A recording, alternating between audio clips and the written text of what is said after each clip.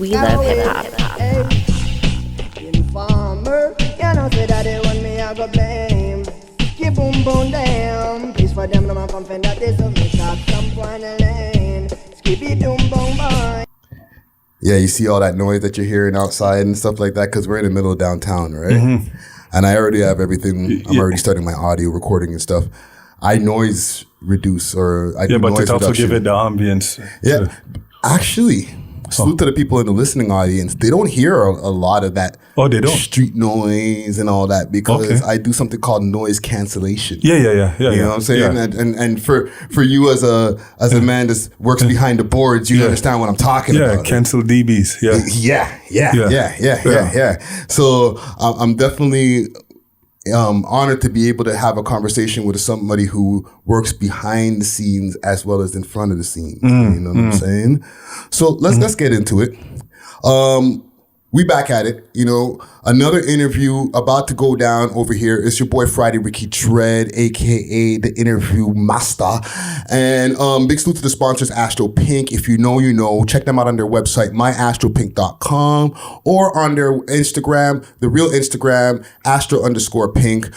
And also for this episode here, and you know, for most of our episodes moving forward in the future, salute to our sponsors as well over there at Diamond Club. Okay, you can find them on Instagram at diamondclub_905. They do delivery all over the city. They got edibles, they got all types of goodies for you, flower, tinctures. Hit them up. Let them know that We Love Hip Hop Boys sent you, and they might give you a discount scene. So check them out, Diamond Club _905. But I did an interview a few months ago, and actually it wasn't even that long ago when I think about it. Maybe about a month ago, with a legend in the hip hop and reggae culture, Snow. When I first met him, where did I meet him? I met him at a fight. I met him at a party. I was outside fighting, beating people up and singing. Oh, Lord of mercy. He said, "Are you Jamaican?" I said, "No." "Is your mother Jamaican?" I said, "No."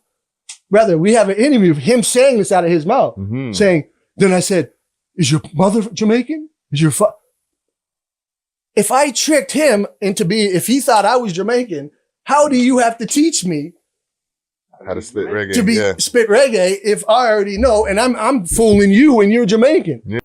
And the interview is doing this thing, and I was honored to do the interview, and we spoke about a lot of different things in that interview, including the legendary song Informer. Right? Song that everybody knows, Guinness Book of World Record for a reggae song by a non-Jamaican artist, right? I'm correct about that, right? Yes. Right?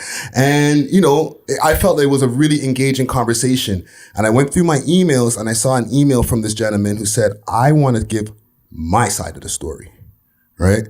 So with no further ado, we have producer and DJ Marvin Prince in the building. What's up, yo? I'm good, man. How are you? I'm all right, man. Yeah, all right. Thank you for coming through. Yes, man. You know what I'm saying? I'm really, really excited to have this conversation with you, especially after doing my research. I was like, wow, there's a lot of things that I think we need to unpack in this conversation here. Yes. Okay. So let's start from the beginning with you and your history. Right. Right. You grew up in Jamaica. Yeah, I was born and grown right in Jamaica. And what part of Jamaica? What city or town? Kingston 13, Delacree Road. Okay. And what was life like growing up in Jamaica before leaving to come to Canada? Well, there was more the political side, the JLP and the PNP and the killings and all that. That's why my parents left. We came to Canada in 1980. Okay. Right. And when you first moved here, right, in 1980, what was it like? Did you have a culture shock when you first moved here? Yeah, because everything I saw was white in the airport. The only time I saw that many white people was in movies. Yeah. On TV, all right? And then when I came out to the airport, the first thing that I saw was snow. And it was cold and it was unbearable. And when I was inhaling in and out, my nostrils stick together. That's crazy. But the snow was unbearable. Yeah. Well, you came through and you started, living your life here in Canada, right? When you first moved here into the GTA, was it, did you move to Scarborough first and then further out into the East End to Durham? No, we moved to Malvern when Malvern was a plant. I'm from Impringham. Okay. 10 Impringham. So Yeah. this is before it became the infamous Malvern. Right. Right? When Malvern was a plant, there was no mall, just a community center. Yeah. Yeah. So, so what? This is like preteens times. Yeah, I was 13. Okay. 12, 13. So what was life like around them times? Well, a lot of hip hop. Mm-hmm. The early electro funk, the Men Parish, them, Freeze Force. You understand? Like those kind of guys, them African Bambaataa. You understand? Planet Patrol. That's what I grew up on. Right. And, you got into DJing at a young age. Right. You had a Mickey Mouse turntable? Yeah, I did. Yeah, I had a Mickey Mouse turntable. What? I heard this in an interview, Salute to Muscle and the Two Line Music Hut, right? Over the Entertainment Report podcast. Great interview, right? I heard the Mickey Mouse turntable. And I'm like, what the hell is a Mickey Mouse turntable? It was something I bought for $36. Okay. With my paper route money. So you always knew you wanted to be a DJ? I wanted to be a DJ because I saw Jam Master Jay scratching on Rockbox. And the sound I gravitated towards the sound. Yeah. So Right. I'm going to throw a name at you. Okay. UTFO Roxanne. Yeah, Mixed Master Ice. That's another way I was DJing too. I would go on my knees like a ninja and scratch. Yeah. So you got into DJing and like turntablism at the same time, as they call it now. Right. But you remember in the Muscle interview, I talk about my mother break the record. That was the UTFO record. Yeah, and I guess, was this because you guys had like a very heavy Christian background, like church? Yeah, we're very Christian. Yeah. My brother is a pastor. He just got his PhD. Yes, okay. Right, so. Yeah, dope. Yeah. So getting into to DJing and stuff like that, was there any pushback? Yeah, because I'm doing something that wasn't Christian-like. Secular. Right. But then I grew up with my uncle when he came and lived with us. Right. And he was heavy into the Johnny Ringo, Lone Ranger, and them kind of people. The Ika Mouse, the Yellow Man. And then when I went to Brooklyn, my uncle Bill Bruff, my godfather, he got me into doo-wop. He was a DJ. Yeah. Right. So he would give me doo-wop records. And then I tried to mix the doo-wop with the reggae or with the hip hop. Okay. And it worked. Okay. And, you mentioned New York, right? I feel like New York is going to be popping up a lot of times in this story here. Yes. And, you started going to New York, like how you just explained, right? Around when did you meet your son's mother? Because you mentioned that your son's mother was a rapper. I met her in 1987. Okay. 1987. Right, and she was already rapping at that time? Yeah, she was a model from New York. Right, and her mom sent her up into Pickering to go to school. So she was going Dunbarton. And she was looking for a DJ. And some guys them knew about me and they hooked us up. Yeah. So she was my first artist. Wow. Yeah. So, you started going around DJing for her? No, I was DJing. And she always told me, she go, you're nice on the turntables, but you got to see the guys in my neighborhood. Yeah. Right? I already knew I was nice, but when she said, see the guys in the neighborhood, I said, all right. And then I went down for March break with her. And then she introduced me to all these DJs. And then I was just blown away. There's a guy named Philly Phil.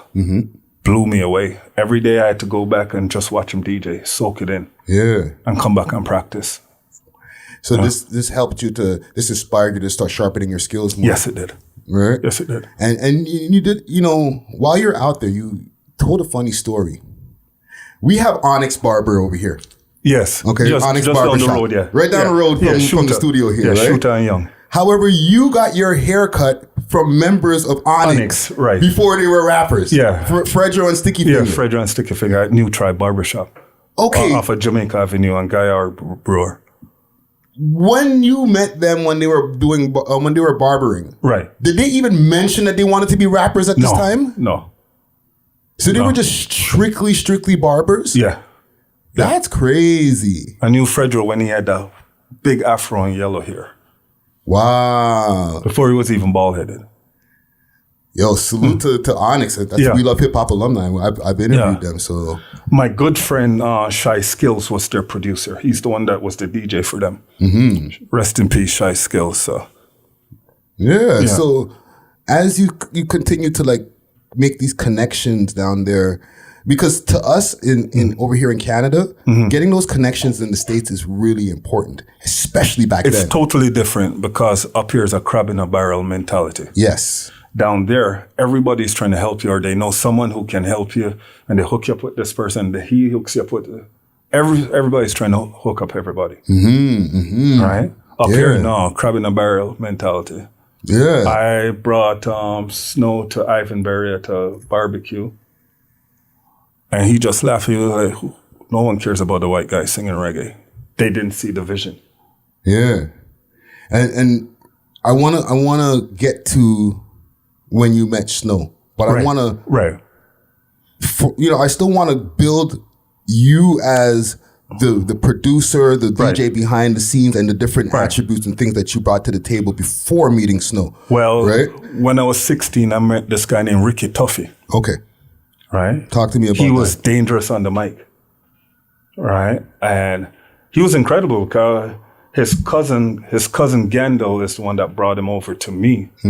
Right? Because since I DJ and I tested him, and this kid went on, he did like 4 cassettes straight.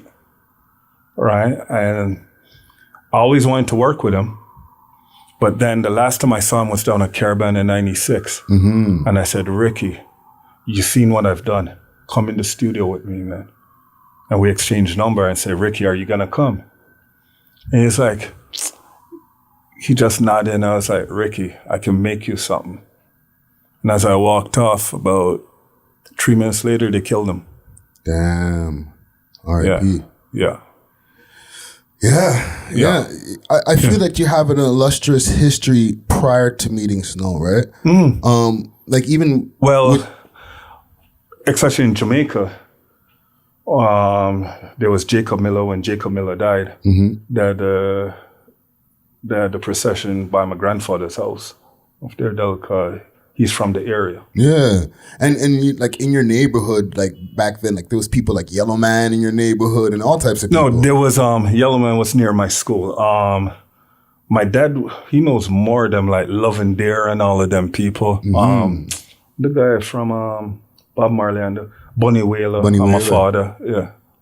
Wow. So like, I feel like it was destined for you to be in the music game. I think so, because one thing I never spoke about when I first came to Canada, and my mom brought me to a speech therapist because the Jamaican accent was really hard, right? The lady that was there, she had a daughter that was adopted, and she was a model. So she'd be traveling all like Paris, and then when she comes down, me and her would sit down and talk. So I think she was about 16, 17. I was just 12. Yeah. Right? But she was just pretty, right? Just to find out years later, the lady that adopted her, my tutor, Mrs. Gibbs, that girl, her mother is 5-time Grammy winner, Joni Mitchell. Wow. Yeah. That's crazy. It's a crazy, yeah. Yeah, it's like... it was there, yeah. A full circle or like a small world moment right there. And even with you with the production, Who the Cap Fit by Shinehead got you in production. Yes. A Jamaican rapping on a reggae beat. Because first there was Daddy Freddy, but he did it on She's Fly for Shantae. Yeah. With ragamuffin hip hop with Asher D and them people. Yeah. Right? So, but when Shinehead did it, and then he was singing, chatting, and rapping, which is my forte.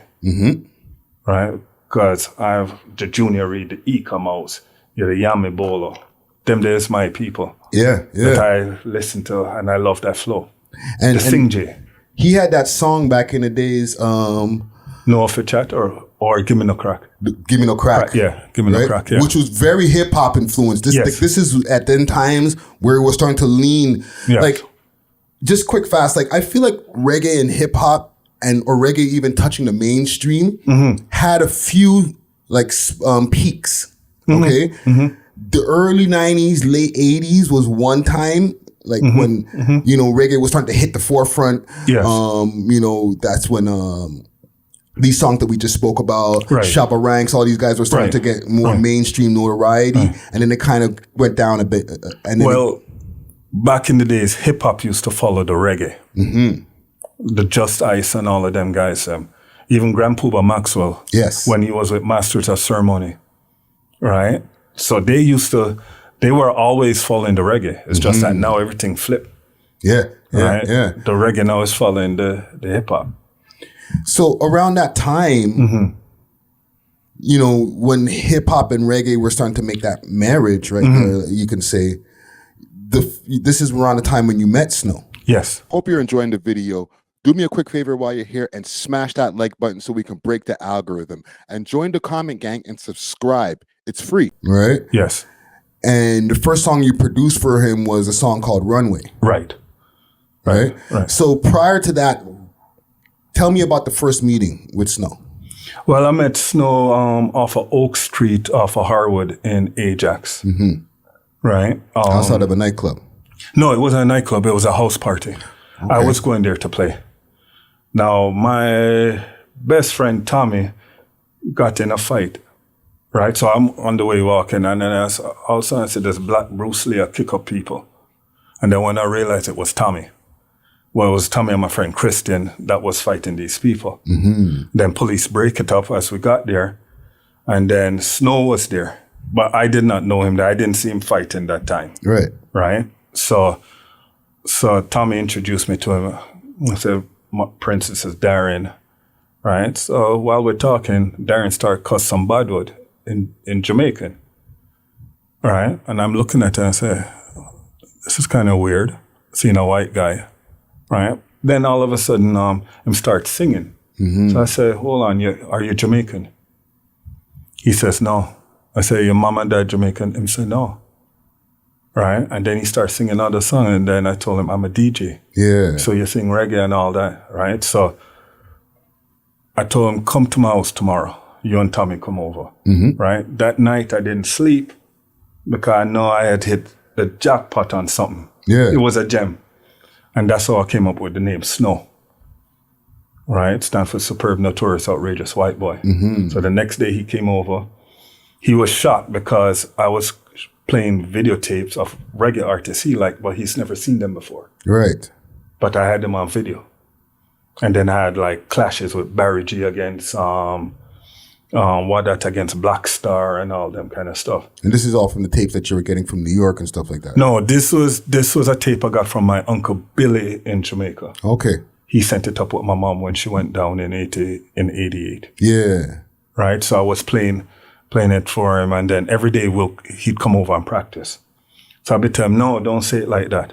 Give it more attitude. Don't say warm. Say warm. You understand? Like, fine-tune him, right? Because he's saying that I teach him reggae. No, I met him singing reggae. Right. It's just that when you're around me now, you're gonna have a different attitude. Right. Like if you're on the turntables and I'm teaching you, and I'm gonna teach you for take off your clothes and put it back on. Yeah. Right. So I'm gonna offer a little bit of pushback. Sure. Okay. Because through the interview that we did, he said that he got his name, I guess, from his own hood. Right?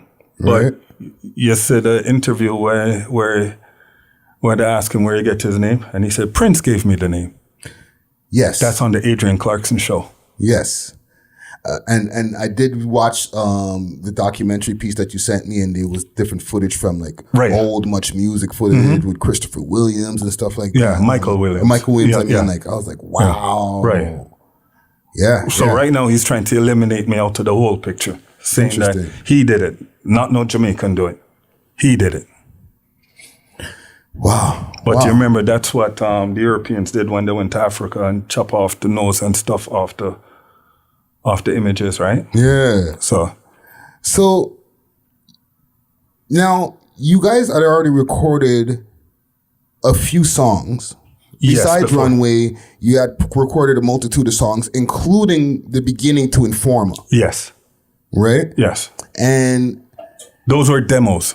right, Those were demos that was recorded from my house.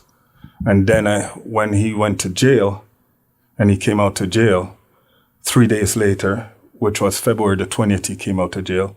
February the 23rd, I took him to Cali Beach studio. That was 1990. right. Now, there's a time now you go to New York City and okay, actually, I want to make sure I get these timelines correct. Sure. Okay, you guys record a demo of Informer, and on that demo, what's on it? Is there Snow's first verse, and then is the last verse from Lil Red on there also? Or Yes, Little Red? okay. Okay, how the Informer came about. Please. We did it on the Stalag rhythm, right? We put the chorus on the first verse. Then the second song, we did it on the Peeny Peeny rhythm. Okay. Right? It's a song called They Call Me Snow. On the third verse of that song, it's on the second verse of Informer. Right? Then the last verse of Informer now, which is Little Red's verse, Come With a Nice Young Lady and all that. Yeah. We did that at Goldfinger Studio. I brought him to Goldfinger Studio in New York, and Goldfinger was testing him. And then Snow said to me, what should I do? And I said, do Come With a Nice Young Lady. And he did it, and I recorded it. Right? And when we met Shen, we had only the 2 verses. Right? So he said he wanted to use the last verse. Right. So he used the last verse, but we needed a third verse. So me and him write the third verse, because I was listening to part Lectra at a dance hall. Right, it was Lectra with Major Mackerel, and I think the white boy Dominique was on that video. Okay. Yeah. And, you know, there's the meeting of Shan here. At this point, now that you have Informer and a bunch of other tracks recorded. Okay. And He's telling a totally different story. Well, I'm re-emphasizing a bunch of Right. other tracks because from the story that I received from the interview, and we're gonna go through the story from the other side. Right. He met Shan, and he being Snow met Shan in Queens. He sold him some weed off of Jamaica Avenue. Off Jamaica Avenue. All black people and only one white guy. Right. That make any sense? I understand. Okay. And then I'm just retelling the story that Snow told on the platform here. Okay. And then from there, they started recording, and they recorded the whole Informer album, or the album 12 Inches of Snow. Right? Give me your recollection of the story. Because I also have different pieces where I have Shan saying, I met Prince, his DJ. Right. Right? So you guys were together there on Jamaica Ave. So let me explain what happened. I was playing my demo of Informer at Music Factory. It's a record store off of Jamaica Avenue in the Coliseum. Okay. Right? I was playing for a guy named Walt. Walt is the manager for Black Moon. Yes, Mr. Walt. Right. His brother is Evil D. So when I was playing the song, I looked over at the side and I saw a guy dancing to it while he's looking through records. Right? So when the song finished, Walt said, yo, I like the Informer song. The guy tapped me and said, yo, is that your stuff? And I said, yes. And when I looked, it was Q-Tip from A Tribe Called Quest. The Abstract. Right. And then he hooked me up with a lady from Def Jam. So I called her where she hooked me like 3 weeks later. So I came back to Canada, did some more demos with Snow, came back to New York, see my son's mother. On my way to Def Jam, I said, let me stop over the studio, Goldfinger Studio, right? And to tell Goldfinger, yo, I'm going to Def Jam.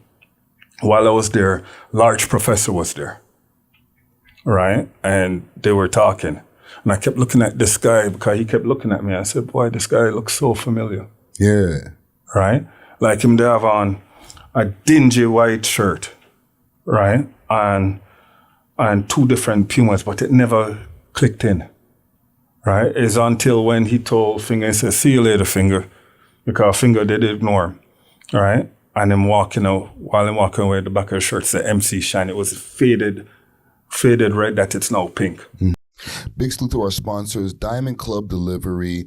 They got delivery all over the GTA and a crazy selection of flowers, tinctures, edibles, and everything that you need. You can also check them out on the 7 Days of Weed website, s7daw.com, or you can check them out on their Instagram, diamondclub_905. Right? And that's when I went and I told Shan about Snow. Yeah. And while I'm telling him about Snow, right, I said, Finger, tell Shan about Snow. And they were like, yeah, man, the white boy bad. Him bad. But the way how he's talking it, Shan don't know says a white boy because we're talking as yard man. Yeah, bring your mic over. Yeah, we're talking as a yard man, right? So, yeah. No, you're good. No, it's all right. It's all right now. Yeah, keep on. Right? So from there, Shan goes, if he's that good, let me hear him. Right? I said, well, he's in Canada. Shan said, how soon you can get him here? I said, within about 2 days from now. So Shan gave me his number. So what I had to convince my son mother now, because my son wasn't born yet.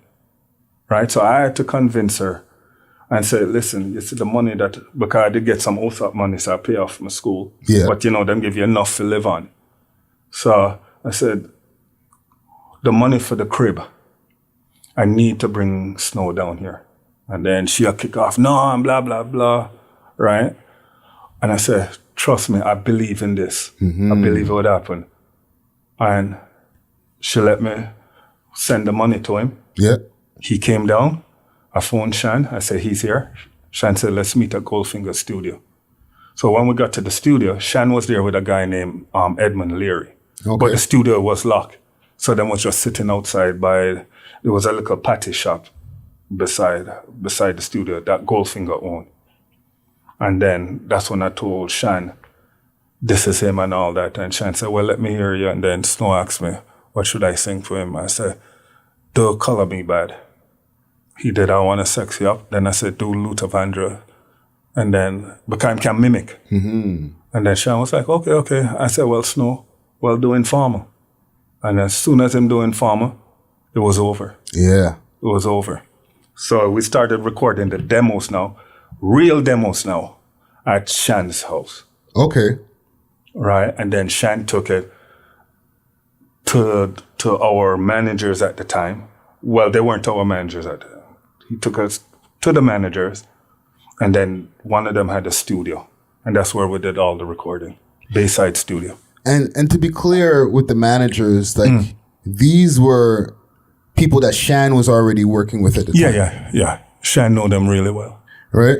Because Shan started a record company shortly after linking up with you guys. It was more a production company. Okay. But the production company was more Edmund Leary. Interesting. Edmund Leary was the keyboardist on the whole album. The R&B songs, Edmund Leary wrote those. Right. It's just that him never get the financial part of it. Yeah. Right? Because we're all still new and we're still young. He was also new. Right. The chatting part, that's me and Snow, because I love chatting. I love the rapping stuff. Yeah. Right? So basically for the album, for the lyrical content of the album, right, it's a product of you producing lyrics or creating lyrics and then giving them to Snow to perform? Yeah. Or are you guys doing references and then he's just redoing the references? No. Okay. All the songs that Snow was doing was done in Canada. All the chatting stuff. Okay. Was done in Canada. So when he's doing it in front of Shan's like, oh, wow, incredible. But Shan didn't even know the history. Is when my little brother here and my other brother, they saw the cover and wasn't credited because they had just done the printing. And when I talked to the manager on their own, I was like, yo, Steve, why is my name isn't here for the song? Right. And he was like, what are you talking about? All right. I said, my name's not here. Me and Snow did this. Right. And then when he talked to Shan, because Shan was there, we were just mixing the album. Shan said, oh, he always thought it was just Snow. Wow. Right. So Snow called in that night from jail because he was at Maplehurst.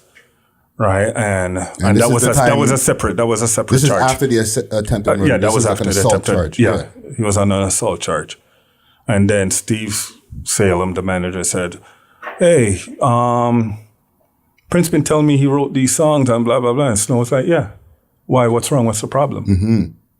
All right, and they were like, "Oh, we already printed and stuff." So they'll compensate me. They'll give me a contract so I could get my publishing and all that. Right. I did not know what publishing was. Did you ever receive a contract in the beginning? Yes, I did. No. I received a contract for the songs, but in the beginning, we had received a recording contract and a management contract from the managers. So what you have to understand, the managers own the record label. Which is the conflict of interest, but keep going. Right. That's what Jam Master Jay told me. All right. R.I.P. So what happened now is that when they gave us a contract, Snow's mom was saying, well, she knows lawyers because him always in the trouble. I do not know no lawyers. I'm never been in trouble. Right. Right. And from there, that's the last time we saw the contract. So Snow's lawyers took care of of what the contracts were supposed to be at this point. It looked like the managers got him a lawyer. All right. And whatever happened behind the scenes. Because we were trying to rush everything before he went to jail, the album and everything. Right. All right. So he signed something before going to jail? Yes, because in court it came out he signed in, I think, June 1992. June 1992. And I think the managers in January 1991. And when he signed the one in 1991, January 1992. I was at school doing my exams. I was at Seneca doing my exam because as soon as I finished my exam, I came down. Right. Because he was already down there recording. So it looked like they went and did some talking with him behind. And then some money was passed because he got a huge advancement from them. How much? $20,000. So all this happens. Right. And then this is the song, then the song takes off. Right. And so the first time I asked about the contract, the managers are like, Prince, he's in jail. What can we do? Right. Then as soon as he came out, we started traveling within a week. Right. And I still asked about the contract and they were like, oh, when the tour slows down. Because we were going all over the world. Right. It's when everything stopped now. When he got banned and we were in Jamaica and we did Reggae Sunsplash. And I seen him with all this American money and I said, where you get this money from? Yeah. And he said, oh, the manager for the show. I said, so where's my money? Right. And then when I talked to the manager, they say, you have to talk to the accountant. I talked to the accountant, them send me to another person, and I realized I get in a running around. Right? And you're saying that you're touring all these different countries and they're not paying you per city? No, what they would do is we were going to like the fanciest restaurants, the fanciest hotels. So you really don't need any money because I say, listen, I want that shirt. They go and buy it. Right. I want this shoes. They went and buy it. Right. So there wasn't really anything that we'd need. It's just when the tour stopped. And then what got fishy was when I asked Snow about the contract again, when he's in my driveway, he got the managers to call, and then he came a few days later back to my house and he presented me with a contract. But the contract was only for Runway. Right? I said, what about the other songs? He said, oh, they said it's coming. Right? And then when my father read the contract, my father said, you're going to need a lawyer on it. So I got in touch with Clive Davis's daughter. Okay. All right. And she said, Prince, I need you in my office ASAP because I had faxed it to her. And she said, you see how it sounds all nice and all that? At the end of it, you get $1. Wow. If you sign it. So you obviously never signed this contract. No, I never signed it. That's what also helped save me in court. Right. Because they were trying to say that they don't know me. Snow was even saying the same thing. That they didn't know you? Yeah, they didn't know me. They did not know who I was. But you're in the music videos. I know. Wow. Wow. And I'm on every interview for the first album. Because they were all fascinated. How did this black guy find this white guy that sings reggae? So, how long did the tour go on for, like the world tour? It went on for a year. Over a year. Not over a year. Over a year. Yeah. And you're around what age at this time? I was 21. Wow, you're super young. Yeah. So you guys come off tour, and the first thing that starts making you really realize, besides being on tour this whole time and not, the contract and everything like that, realizing that, this might be a one-sided deal, is when you see Snow pull up in a Pathfinder. Right. I was walking with my son. I borrowed $50 from my father. Wow. And I was taking him to Payless. So walking over to Payless, and I had my son on my shoulder, and Snow pull up in a Pathfinder. And I said, where you get this from? He's like, oh, he got his money and all this. I said, so where's my money? Oh, it's coming. Yeah. Right? It was always, it's coming. All right. So, and then I just dropped the lawsuit on him. And this is a lawsuit that you decided to sue Foreign Pharma and other songs. Is it just Foreign Pharma? We're suing I was suing the partnership and I was suing the management. Right. The managers. So you weren't suing Snow directly? No, I was suing him directly also, but I was also suing the managers then. And this is for $5 million that you were suing him for? No, at the time. No, it was $500,000. $500,000? Yeah. $500,000. That's what my lawyer was asking for in court. So where do I have that you want a settlement via the jury for $1.5 million? Right. So what happened now, my lawyer had asked the jury for $500,000. Right? The jury had come back to the judge and they had asked a question. I wasn't paying attention to that, right?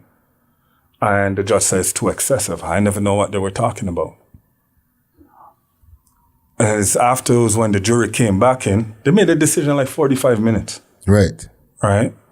And they said, we're awarding Marvin Prince $1.5 million, not $500,000. Right? And it was after the jury left, I was downstairs in the lobby, and the jury members came up to me and said, we were awarding you $20 million. But the managers, the case against the managers got thrown out. And it got thrown out because I didn't have the contract. And the managers are saying there's no contract. Right? So that got dropped. Or I would have gotten $20 million, they said. Wow. So they gave me what Snow have. So what did you get out of that case? Monetarily? I got 4 T-shirts, different colors. So you got $0 out of the case? I got 0. Wow. Because what happened, I said I think a muscle interview was 8 months later, but it wasn't 8 months, it was 18 months later. Because before I came here, I looked through some of the court documents. And it was 18 months later, the judge came back with and threw out the whole thing. Wow. Yeah. So, okay. During that time, you're waiting for $1.5 million to come in? I'm waiting. Are you making plans ahead of time? Yes. Oh my God. Yes. That's crazy. Because one of them, I was going to quit the whole music business.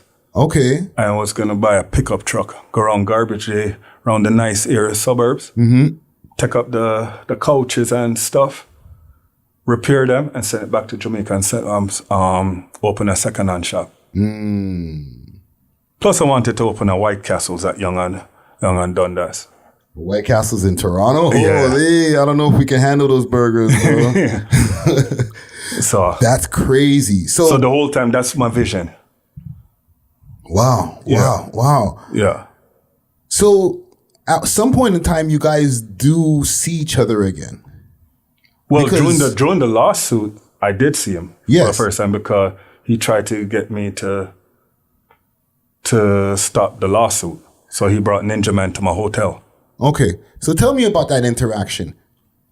Well, when I saw Ninja, when he told me, and just for people who don't know, because we are a hip hop network, right, Ninja Man, it's notorious, right, okay, gangster / dancehall artist, okay. I think it was Sting when him and Super Cat were going back and forth, and then a gun came out and all types of shit. Like these guys are the real deal, right? So when you see Ninja Man with them long red eyes and things like that, like it might be a problem. Yes. Go. So he knocked on my hotel door. I opened the door. I was like, "What's up?" He was like, "Yo, we need to talk to you." So I said, "Okay." I came out, and then all of a sudden, some man them start opening the exit door and they start walk and stand up. About 40 of them, because I'm counting everybody. That's crazy, right? And I was like, "What's this, Darren?" And he's like, "Oh, I just come to talk to you about the lawsuit." Next thing I said, Ninja Man come up.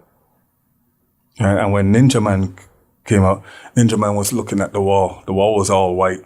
And I was like, damn, he's coked out. That's what I'm saying. Right?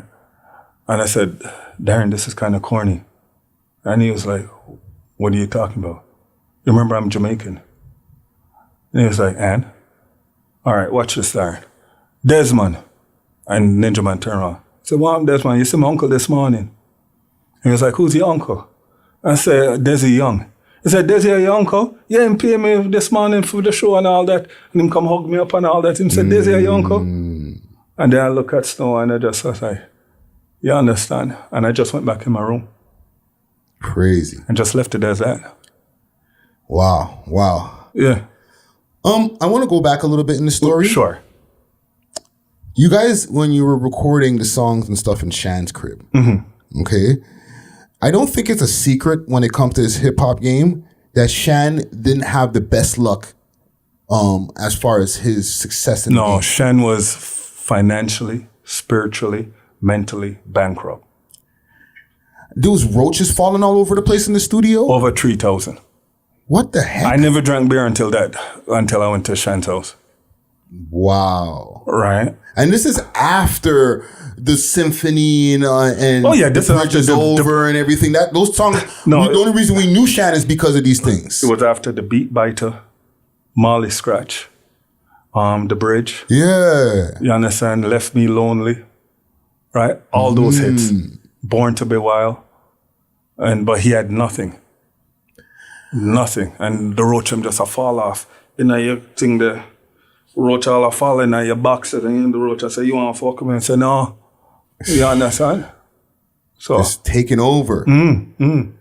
I asked that to ask, what was the situation post Informer coming out? What do you mean?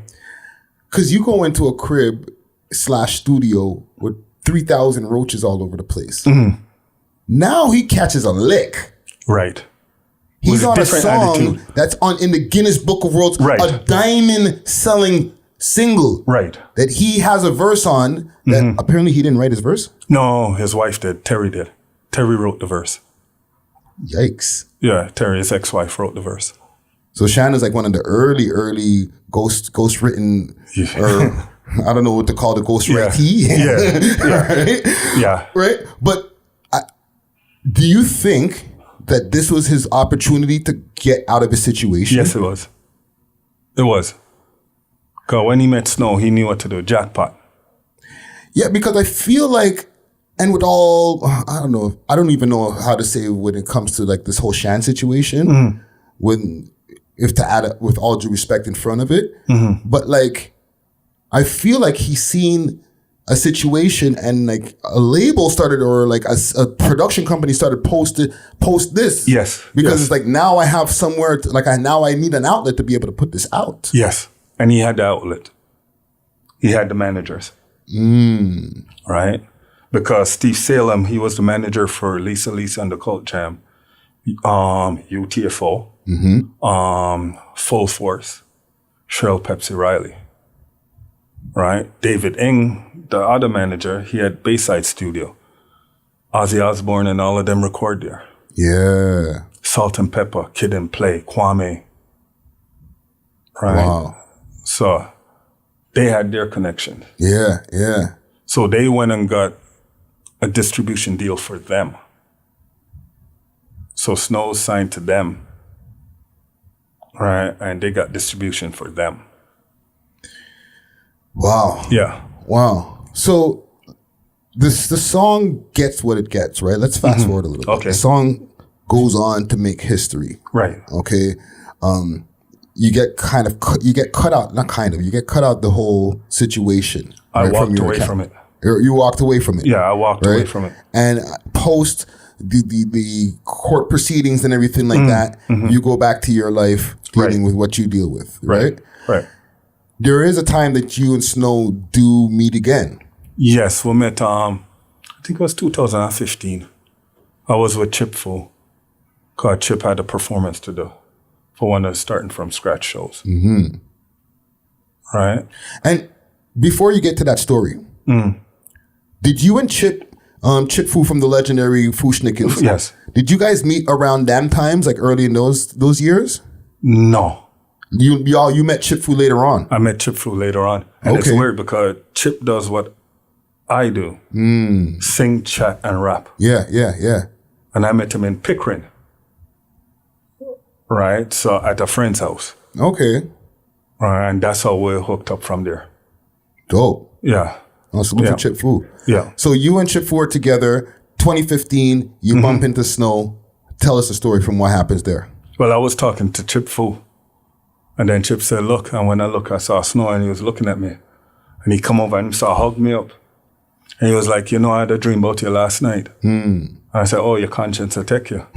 All right. And then he starts telling me, I was on a roof, I was falling off. And you grabbed me, you were pulling me back up. Yeah. And I said, Darren, that's not me. He goes, no, you were pulling me back up in the dream. I said, no, it couldn't be me because I would have let you go. Right? Right then, a guy come around the corner and he introduced him to me. That's his manager, this new manager. And he said, this is Prince I tell you about.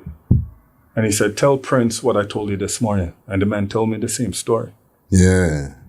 Right? So that was the only time, that was it. Wow. This is it's such a wild story because I feel like, you know, fresh off of the heels of just interviewing Stone myself and like just watching other interviews, like your name doesn't get included in the story. Right. Why do you think that Snow pretty much for the most part erased your name out of this history of his story? Because it was either the managers told him that, right? Or he's just doing it because you remember, and I can say it, and it's not defamation of character, right? He always self-professed that he's a con man, right? Convict. He's an ex-convict. What do convicts do? Manipulate people. Yeah. Right? Make you believe their lies.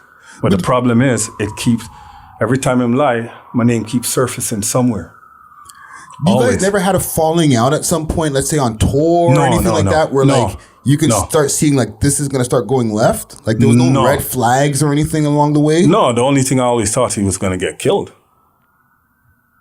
Because he kept going in and getting into all these different fights and all that. You know? And then when he gets into these fights, I have to either protect him or the security. He quit. He said, no, this guy going to get me killed. Yeah.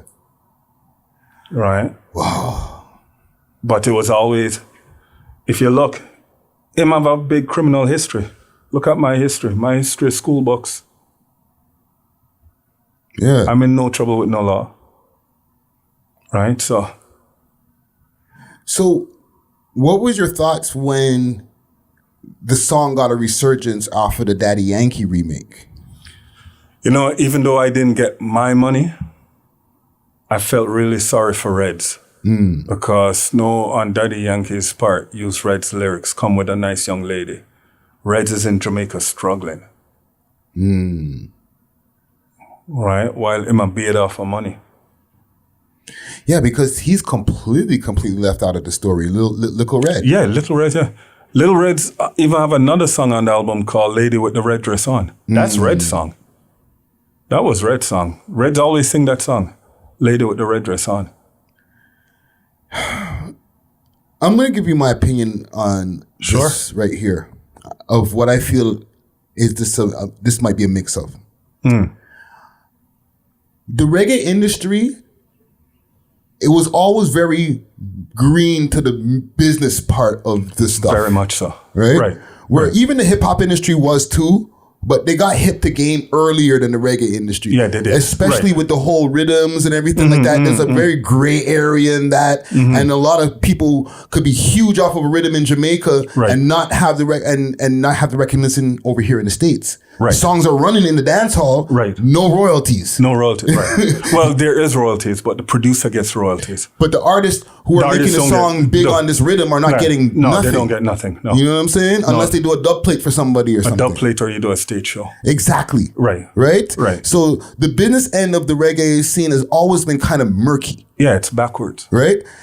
And now on the hip hop side, as hip hop started to evolve, the DJ started to get pushed out of the picture. Yes, they did. Right.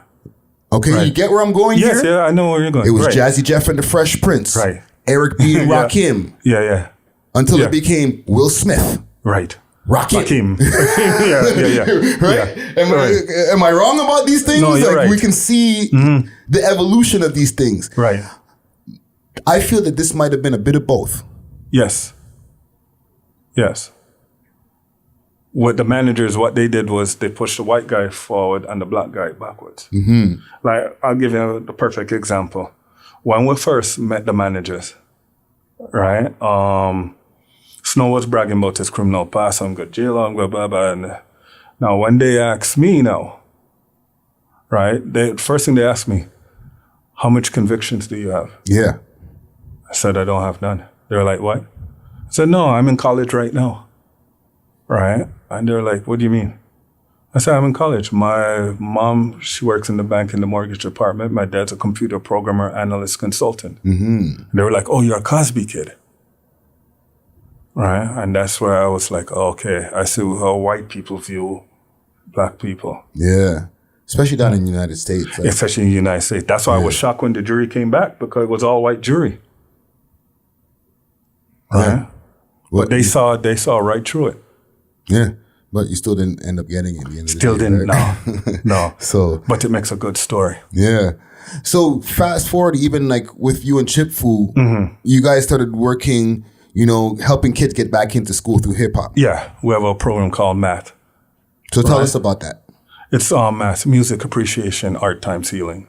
So we're going to the school and we teach turntablism, songwriting, how to use your voice, teach beat production, how to count the bars, them and all those kind of stuff. Yeah. And how you can do it without the record company. Right? Because really and truly, you don't need a record company. Right? So.